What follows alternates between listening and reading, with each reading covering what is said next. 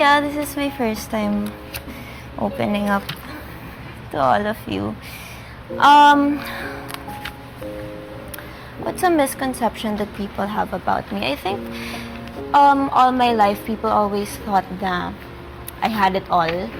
Siguro parang lagi nilang sinasabi sa akin na only child ka, komportable yung buhay mo, you were able to, you have a roof under your head, and parang usually ang tingin nila sa akin, spoiled, is that I didn't work hard enough in order to, get into showbiz. Yung typical na parang only child things. But in reality,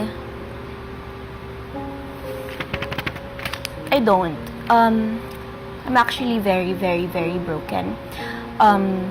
Behind all of this is a broken little girl who just wants her family back together. Ano ba yan?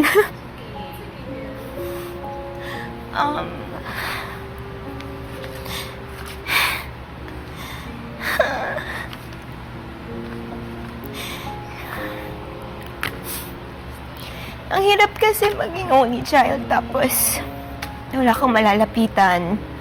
You don't have anyone to run into when you have problems, when you're happy, when you're sad. It's like you're by yourself all the time. And if you're wondering kasi, yung setup kasi ng family ko, yes, we live in one house, but my parents are no longer together. The only reason why they're together is because of me.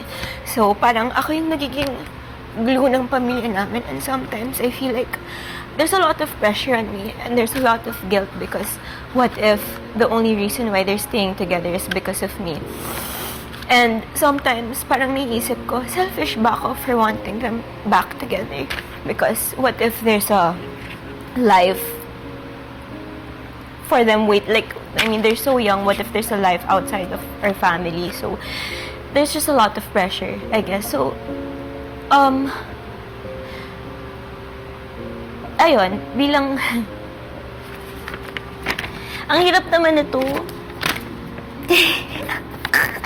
Nahirapan ako mag-open up honestly sa inyong lahat. Because parang I feel like I'm so used to being strong, especially at home. Kasi kung hindi ako magpapakatatag, sino na lang ang maaasahan ng tatay ko, ng nanay ko? Kasi saka lang naman sila humuhugot ng lakas. So, ayun, I don't have it all. It's hard. It's hard being an only child. But, yeah.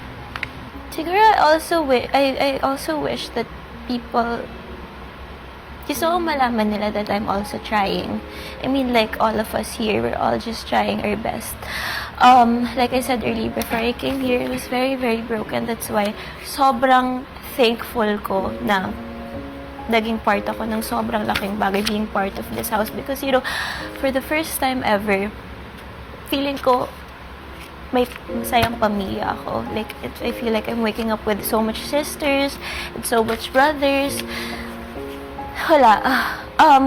If hindi nyo kasi alam, pangarap ko rin kasi din talaga to, like all of us. And I'm also just trying to be better. I'm not perfect.